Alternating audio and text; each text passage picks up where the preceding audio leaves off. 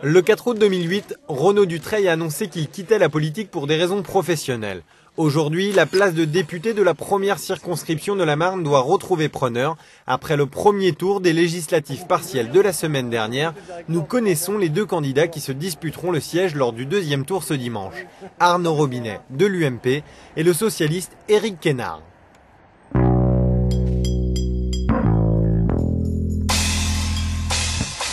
Oui, je crois que ça sera une élection serrée, puisque c'est une circonscription qui est traditionnellement de droite. Et là, nous sommes au coude à coude au premier tour avec le candidat de l'UMP, et donc à 28% chacun. Donc ce duel sera sans doute très serré pour le second tour. Vu le taux d'abstention record qu'il y a eu dimanche dernier, l'élection va se jouer avec justement les abstentionnistes qui risquent de se mobiliser dimanche prochain.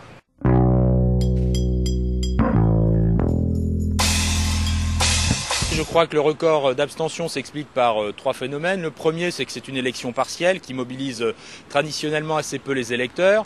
Deuxièmement, il a lieu en pleine période de fêtes, les fêtes de Noël, donc c'est assez peu mobilisateur. Et troisièmement, beaucoup de nos concitoyens sont particulièrement résignés face à la crise actuelle. Ils sont frappés de plein fouet par les mesures gouvernementales et donc beaucoup d'entre eux n'ont pas trouvé aujourd'hui le chemin des urnes. Il y a plusieurs explications. Tout à fait. Déjà la période qui n'est pas forcément propice. C'est une élection législative partielle. Et puis vous savez l'image qu'a donnée également le Parti socialiste avec cette guerre des roses qui continue actuellement. Ça donne vraiment une image négative de la politique et ça n'incite pas les gens à se mobiliser.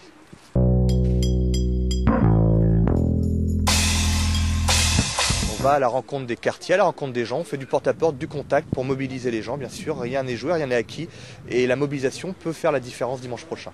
Je suis premier adjoint au maire de Reims et donc automatiquement je crois avoir le pouvoir nécessaire pour faire avancer davantage les dossiers de la nouvelle équipe municipale.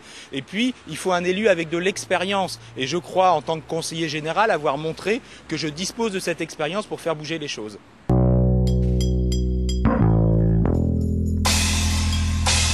Le thème de ma campagne sur ce deuxième tour, c'est relançons l'activité économique en relançant le pouvoir d'achat des ménages. Je soutiens activement, je dirais, l'action du président de la République et du gouvernement face à la crise internationale. Et puis également, il ne faut pas oublier l'accompagnement social mené par le gouvernement, notamment avec, on va dire, l'accélération du RSA. Donc je soutiens l'action du président de la République.